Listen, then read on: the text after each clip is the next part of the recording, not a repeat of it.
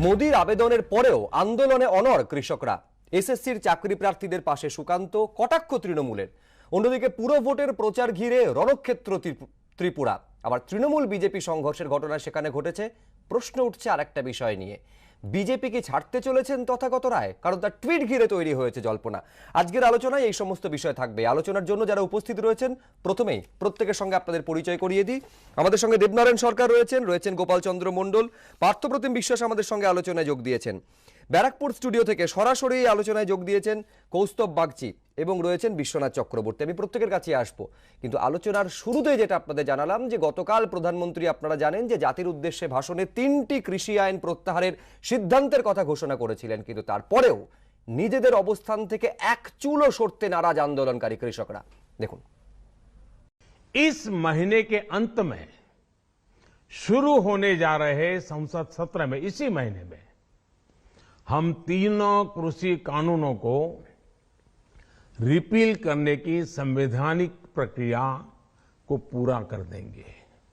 साथियों, मैं आज अपने सभी आंदोलनरत किसान साथियों से आग्रह कर रहा हूं, अब आप अपने अपने घर लौटे, अपने खेत में लौटे। প্রধানমন্ত্রীর আবেদনও চিড়ে ভিজল না। 3 কৃষি আইন প্রত্যাহারে সংসদে শিলমোহর না পড়া অবধি আন্দোলন চলবে বলে জানিয়ে দিল সংযুক্ত কিষাণ মোর্চা। कैसे चले जाएंगे कि सरकारी टीवी पे घोषणा होगी और हम उठ कर चले गए? ठीक माहौल में बातचीत हो, उसी के आधार पर आगे की कार्रवाई होगी। শনিবার দিল্লি হরিয়ানা সীমানার সিংঘুতে সংযুক্ত কিষাণ মোর্চার 9 সদস্যের কোর কমিটির বৈঠক হয়। ঠিক হয় পূর্ব নির্ধারিত সূচি অনুযায়ী সোমবার লখনৌ র্যালি করবে কৃষক সংগঠনগুলি। 29শে নভেম্বর সংসদ চলো অভিযান। আন্দোলনের পরবর্তী রূপরেখা নির্ধারণে রবিবার বৈঠকে বসছে 42টি কৃষক সংগঠন। সিংঘুতে সংযুক্ত কিষাণ মোর্চার কোর কমিটির এদিনের বৈঠকে মূলত 4টি বিষয় উঠে আসে। जो 3 कानून के अलावा खास करके एमएसपी का इशू, जो हमारे ऊपर केस बने हैं उनको वापस लेने का, जो पावर बिल 2020 को वापस लेने का, एयर क्वालिटी जो ऑर्डिनेंस है उसको वापस लेने का, और लास्ट है कि हमारे जो शहीद हुए हैं साथी उनका स्मारक बनाने के लिए एक जगह का, ये इशू हमारे पेंडिंग है। इसके लिए हम आशा करते हैं कि सरकार कोई ना कोई मीटिंग बुला के जल्दी इन इश्यूज़ को भी हल करे। आंदोलन हमारा उसी तरह से जारी है।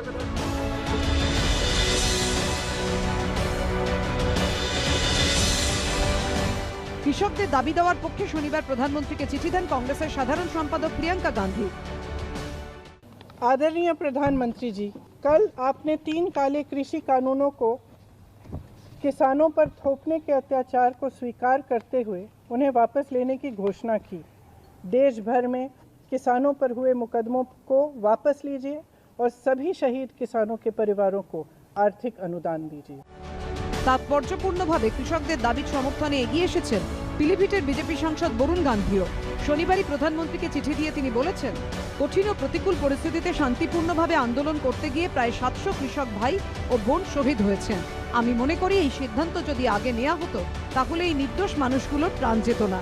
কৃষকদের ন্যূনতম সহায়ক মূল্যের নিশ্চয়তা, মৃত কৃষকদের পরিবার পিছু 1 কোটি টাকা করে সাহায্য এবং রাজনৈতিক উদ্দেশ্য প্রণোদিত মামলা প্রত্যাহারের দাবিও জানিয়েছেন তিনি।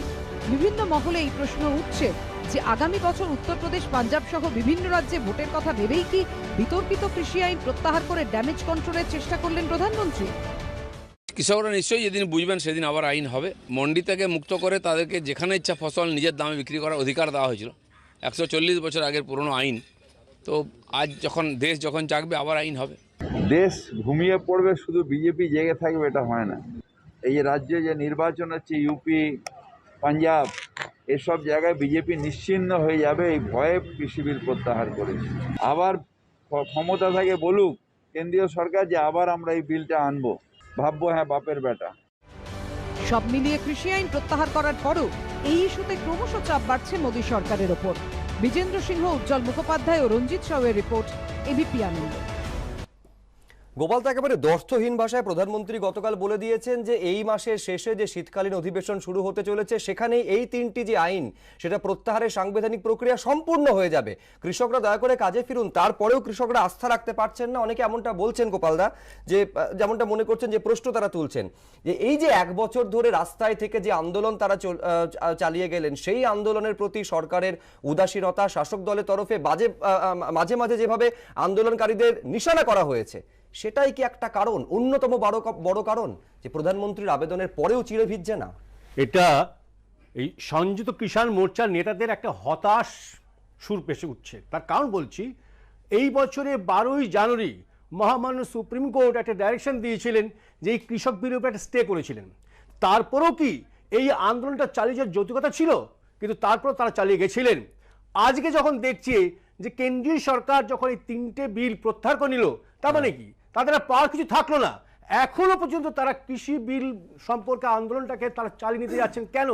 যদি কিছু পাওয়া যায় যেটা তারা বিজয় গৌরব বলে বেশ সোচ্চা হতে পারবেন, কিন্তু সেখানটা যখন হচ্ছে না, সেখানে তারা হতাশার জায়গাতে তারা বলছেন। হ্যাঁ, আমি বলছি এই হতাশাটা হবাটা তো খুব স্বাভাবিক। তার কারণ 26শে নভেম্বর থেকে যে কৃষকরা রাস্তায়, আজকে 19শে নভেম্বর 2021, প্রায় 1 বছরের মতো সময় গিয়ে তারপরে এই আন্দোলনকে, যেটা কৌস্তবরা এই অভিযোগ বারে বারে তুলেছে, এই আন্দোলনকে ব্যর্থ করার জন্য রাস্তায় গজাল পুঁতে দেওয়া হয়েছে। কি বলা হয়নি আন্দোলনকারীদের? আন্দোলনজীবী, খালিস্তানি এজেন্ডা, দেশদ্রোহী, মাওবাদী, এই সমস্ত কয়েনেজ ব্যবহার করা হয়েছে। কৌস্তব বাগচি না, এই যে বললেন না, যিনি বিজেপির কথা বলছেন আর কি, গোপালবাবু, এই গোপালবাবু যে কথাগুলো বলছেন, সুপ্রিম কোর্ট নোটিশ ইস্যু করেছে, ম্যাটারটা সাব জুডিস, এখনো বিষয়টা নিয়ে ওটা নিয়ে আমার কোনো মন্তব্য করা এটা নিয়ে উচিত না। শুনুন, আচ্ছা আমি বলছি, শুনুন। এখন ব্যাপার হচ্ছে যে এই প্রধানমন্ত্রী কালকে যখন হাত জোর করে অনেক কিছু করে যখন বলছেন, এই প্রধানমন্ত্রীর মুখ থেকেই বেরিয়েছিল আন্দোলনজীবী। এখন পার্লামেন্টারি ডেমোক্রেসিতে 3টে ডি এর খুব important: debate, discussion and dissent. পার্লামেন্টে যেভাবে ভোট প্রক্রিয়াটা হয়েছিল এই বিলগুলোকে নিয়ে, সরকারের কাছে এটা একটা সজোরে থাপ্পড় গালে সরকারকে বুঝিয়ে দেওয়া যে আলাপ আলোচনা না করা এবং সমস্ত স্টেক হোল্ডারদের সাথে আলাপ আলোচনা করা। আজকে সরকারের বক্তব্য ছিল এটা নাকি কৃষকদের মানে সুবিধার্থে এটা আসছে, তাই সেই কৃষকরা রাস্তায় বসে দীর্ঘদিন ধরে প্রতিবাদ করলেন। 700 জনের প্রাণ গেল। আজকে সরকার এই 700 জনের পরিবারের কাছে গিয়ে হাত পা ধরে ক্ষমা চাইবে? 700 জনের হাত পা ধরে ক্ষমা চাইবে সরকার? আজকে মানুষগুলোর রাস্তায় না, 26শে জানুয়ারি একটা পবিত্র দিনে একদম যা করেছে ঠিক করেছে। 26শে জানুয়ারি আন্দোলন করেছিলেন, সেদিন তবে এই পিঠে বসে দেখেছিলাম। 26শে জানুয়ারি 2021 সালে যেভাবে অপবিত্র করেছিলেন লালকেল্লাকে, ভারতীয় সংবিধানকে, ভারতীয় পতাকাকে, তারপরে দাবি করবেন আপনার কৃষক, সত্যি আপনার দেশদ্রোহী, আপনার কৃষক নন, কৃষক আন্দোলন দেশদ্রোহিতা করেছেন। ক্ষমা চাওয়া ছাড়া আপনাদের কাছে কোনো অপশন নেই, কোনো অল্টারনেটিভ নেই। একটু বলি, গোপাল বাবুর কথা শুনে একটু না বলে পাচ্ছি না। মার্চেন্ট অফ ভেনিস অ্যান্টোনিও বলেছিল, the devil can cite scripture for his purpose. শয়তান উদ্দেশ্য সাধনে কি করে? ধর্মগ্রন্থ থেকে উদ্ধৃতি করে। তা শয়তানের মতো ব্যাপার। আজকে এই যে কথাটা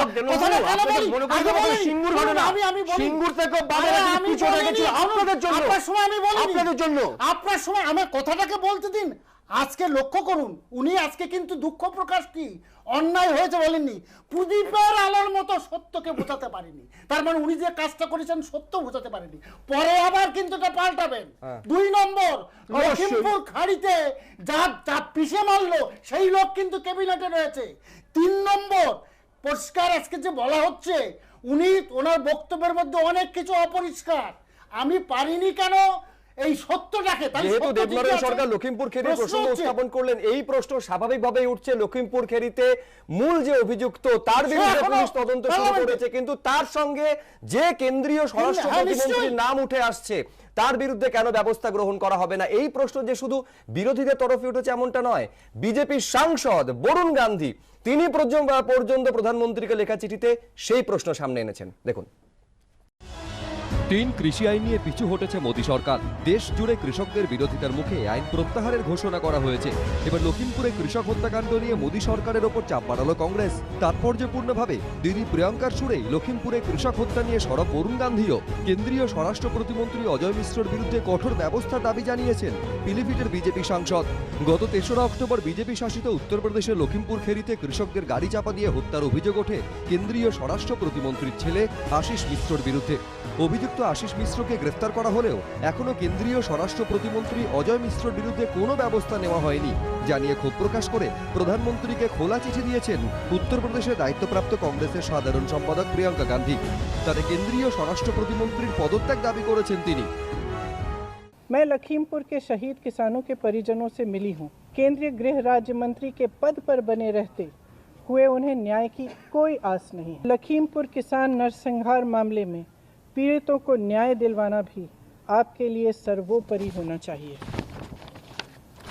लेकिन केंद्रीय गृह राज्य मंत्री श्री अजय मिश्रा टेनी अभी भी आपके मंत्रिमंडल में अपने पद पर बने रहे हैं। यदि आप इस कॉन्फ्रेंस में आरोपी के पिता के साथ मंच साझा करते हैं तो पीड़ित परिवारों को स्पष्ट संदेश जाएगा कि आप अभी भी कातिलों का संरक्षण करने वालों के साथ खड़े हैं। একেবারেই ইমিডিয়েট তার পদত্যাগ কেন সরিয়ে দেওয়া উচিত। কেন্দ্রের সরকার যারা চালাচ্ছেন শাসক দল বা প্রধানমন্ত্রী উচিত তাকে সরিয়ে দেওয়া এবং দৃষ্টান্তমূলক শাস্তি হওয়া উচিত এই প্রতিমন্ত্রীর সুপুত্রের।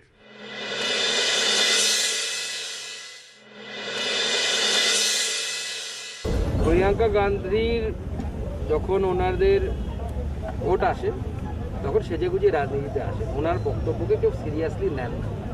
সাধারণ মানুষের সাথে প্রিয়াঙ্কা গান্ধীদের কোনো সম্পর্ক নেই। তাৎপর্যপূর্ণভাবে লখিমপুর কাণ্ডে কেন্দ্রীয় স্বরাষ্ট্র প্রতিমন্ত্রীর বিরুদ্ধে কঠোর ব্যবস্থা নেওয়ার দাবি করেছেন পিলিভিটের বিজেপি সাংসদ বরুণ গান্ধীও। প্রধানমন্ত্রীকে দেওয়া চিঠিতে তিনি লিখেছেন, আমার আবেদন এই মর্মান্তিক ঘটনার সঙ্গে যে কেন্দ্রীয় মন্ত্রীর যোগ রয়েছে তাকে বরখাস্ত করুন, তাহলেই ন্যায় বিচার হবে।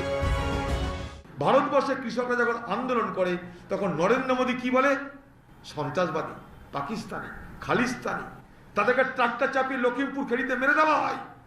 প্রিয়াঙ্কা গান্ধী যখন লখিমপুর খেরিতে যেতে চায় তাকে আটকে দেওয়া হয়, গ্রেপ্তার করা হয়। কংগ্রেসের নেত্রী প্রিয়াঙ্কা গান্ধী আজ বিজেপি পার্টির দুশ্চিন্তার কারণ হয়ে দাঁড়িয়েছে। মাসের পর মাস শীত, গ্রীষ্ম, বর্ষা উপেক্ষা করে, রক্তচক্ষু উপেক্ষা করে, আক্রমণ উপেক্ষা করে গাড়ি দিয়ে পিষে মেরে দিল।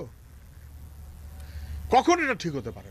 মোদিজি ভেবেছিল তার দাপটে আর ঔদ্ধত্যে তিনি চালিয়ে যাবেন, পরে বুঝে গেছেন তার দাপট অথবা উদ্ধত্ত অথবা অহংকার তার চাইতে মানুষের সম্মিলিত ঐক্যবদ্ধ প্রতিবাদ বা প্রতিরোধটা অনেক বেশি গুরুত্বপূর্ণ। যদিও বরুণ গান্ধীর দাবি নিয়ে বিজেপির তরফে কোনো প্রতিক্রিয়া মেলেনি। সঞ্জয় মিত্র, সুদীপ্ত চক্রবর্তী, রঞ্জিত হালদার, এবিপি আনন্দ। বিশ্বনাথ, যার বিরুদ্ধে মূল অভিযোগ যে যার ছেলে কেন্দ্রীয় স্বরাষ্ট্র প্রতিমন্ত্রী অজয় মিশ্র, এখনো পর্যন্ত এই মুহূর্ত পর্যন্ত না তিনি পদত্যাগ করেছেন না সরকারের তরফে তাকে বরখাস্ত করা হয়েছে, কোনো পদক্ষেপ গ্রহণ করা হয়নি। দেখো, বহুদিন আগের থেকেই আমরা কিন্তু বলে আসছিলাম যে যে স্বরাষ্ট্র দপ্তরের প্রতিমন্ত্রী ছেলে সরাসরি যুক্ত, প্রথমে তিনি মিথ্যে কথা বলেছিলেন, বিভ্রান্তি তৈরি করেছিলেন। শেষ পর্যন্ত যখন বিভ্রান্তি তৈরি করতে ব্যর্থ হন তখন তিনি শেষ পর্যন্ত পুলিশের কাস্টডিতে যান এবং জেল হেফাজত হয়েছিল। কিন্তু প্রশ্নটা হচ্ছে, প্রথম থেকেই তিনি এই স্বরাষ্ট্র প্রতিমন্ত্রী তার ছেলে তারা কিন্তু বিভ্রান্তি তৈরি করে ভুল পথে পরিচালিত করছিল তদন্ত। ফলে এই তদন্ত সঠিকভাবে তখনই হতে পারে যখন পদের থেকে তাকে অপসারণ করবে। একটা ক্ষমতাসীন ব্যক্তির বিরুদ্ধে আমরা তো জানি যে কিভাবে তদন্তগুলো প্রভাবিত হয়। ক্ষমতাসীন ব্যক্তিরা কার্যত তদন্তটা নিজের সপক্ষে পরিচালিত করেন। ফলে এইরকম অবস্থায় পদত্যাগটা মাস্ট। একই সাথে আমি তোমায় বলতে চাই, নরেন্দ্র মোদী তো একটা প্রত্যাশায় 3টে বিল বাতিল করতে চাইছে, কৃষি বিল, সেটা হলো উত্তরপ্রদেশের নির্বাচন। উত্তরপ্রদেশের নির্বাচনে কার্যত আমি তোমায় বলছি, যদি এই মন্ত্রীকে রাখা হয় তাই মন্ত্রীকে সামনে রেখে কৃষকদের কিন্তু ক্ষোভ বিক্ষোভ জারি থাকবে। বেশ, এই উত্তরপ্রদেশ নির্বাচন এবং কৃষি আইনকে সামনে রেখে প্রধানমন্ত্রী বাধ্য হয়েছেন এই 3টি কৃষি আইন প্রত্যাহার করার জন্য। বিরোধীরা এই দাবি তুলছে তখন পাশাপাশি এই রাজ্যে প্রায় 250 দিন ধরে বিভিন্ন ধাপে ধাপে বিভিন্ন দফায় 250 দিন ধরে যে চাকরি প্রার্থীরা স্বচ্ছতার ভিত্তিতে, মেধা তালিকার ভিত্তিতে নিয়োগের দাবি তুলে আসছেন, সেখানেও কিন্তু শাসক দলকে কাঠগড়ায় তুলছে বিরোধীরা। আর এবার আপনাদের দেখাবো দ্রুত নিয়োগের দাবিতে এসএসসির চাকরি প্রার্থীদের আন্দোলন 34তম দিনে পড়ল। পাশে দাঁড়িয়ে নিয়োগে দুর্নীতির অভিযোগ তুলে সরব হলেন বিজেপি রাজ্য সভাপতি। পাল্টা খোঁচা শাসকের তরফে, দেখুন। স্কুলে চতুর্থ শ্রেণীর কর্মী নিয়োগ নিয়ে চলতি সপ্তাহে কলকাতা হাইকোর্টের কাছে তীব্র ভর্ৎসিত হতে হয়েছে সেন্ট্রাল স্কুল সার্ভিস কমিশনকে। তার 24 ঘন্টার মধ্যে চাকরির দাবিতে রাস্তায় নেমেছেন 2014 সালে প্রাথমিকের টেট উত্তীর্ণদের একাংশ। এই প্রেক্ষাপটে শনিবার 34তম দিনে পড়ল নবম থেকে দ্বাদশ শ্রেণীতে শিক্ষক পদে চাকরি প্রার্থীদের আন্দোলন। আমাদেরকে যেন আর পথে না বসে থাকতে হয়। আমরা স্কুলে যেতে চাই, আমরা সবাই আমাদের ন্যায্য অধিকারের জন্য লড়াই করছি। আমরা সবাই যোগ্য প্রার্থী, আমরা যোগ্য হয়েও আজকে বঞ্চিত। আর এদিনই বিক্ষোভকারীদের পাশে দাঁড়িয়ে রাজ্য সরকারকে তীব্র আক্রমণ করল বিজেপি। বাংলার জন্য এটা লজ্জার বিষয়। বাংলাতে শিক্ষা এবং শিক্ষার সাথে যুক্ত যারা, বিশেষ করে মাস্টারমশাই দিদিমণিদেরকে আলাদা চোখে দেখা হয়, সমাজ এদেরকে আলাদা সম্মান দেয়। কিন্তু যারা হবু শিক্ষক এবং শিক্ষিকা, যাদের যোগ্যতা আছে, যারা মেরিট অনুসারে র্যাঙ্ক করেছিলেন, তাদেরকে এইভাবে বঞ্চিত করে রাখা বছরের পর বছর, এই দিয়ে 5 বছর হয়ে গেল। 2016 সালে নবম থেকে দ্বাদশ শ্রেণীতে শিক্ষক নিয়োগের জন্য এসএসসির first state level selection test হয়। আন্দোলনকারীদের দাবি 2018 সালে প্রকাশিত মেরিট লিস্টে 14,000 জনের নাম ছিল। আন্দোলনকারীদের দাবি এখনো প্রায় 3,000 জন চাকরি পাননি। এসএসসি উত্তীর্ণদের অভিযোগ তাদের বঞ্চিত করে প্যানেলের পেছন দিকে থাকা প্রার্থীদের চাকরি দেওয়া হয়। তাদের আরও অভিযোগ অনুত্তীর্ণরা চাকরি পান। 18 সালে যে মেরিট লিস্ট বের হয়েছিল, সেই মেরিট লিস্টে পাহাড় প্রমাণ দুর্নীতি হয়েছিল। 1:1 যে রেশিও, সেটা মানা হয়নি। ফেল করা চাকরি প্রার্থীরা চাকরি পেয়েছে।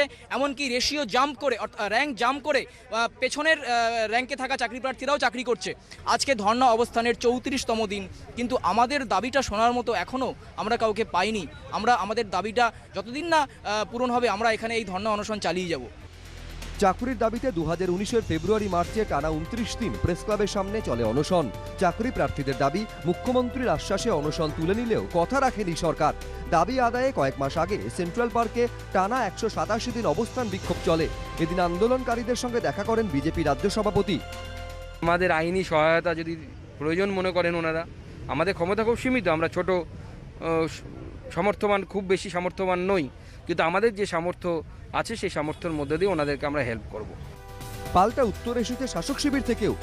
একদিকে হাইকোর্টে যখন মামলা হচ্ছে, তখন তো আন্দোলন করার অর্থ হয়। হাইকোর্ট রায় দিলে সরকার সেই মতো ব্যবস্থা নেবেন। বিজেপি ঘোলা জলে মাছ ধরার চেষ্টা করছে। তবে চাকরি প্রার্থীদের সাফ কথা, দাবি আদায় না হওয়া পর্যন্ত চলবে আন্দোলন। অনির্বাণ বিশ্বাস, সুদীপ্ত আচার্য, সঞ্চয় মিত্র, এবিপি আনন্দ।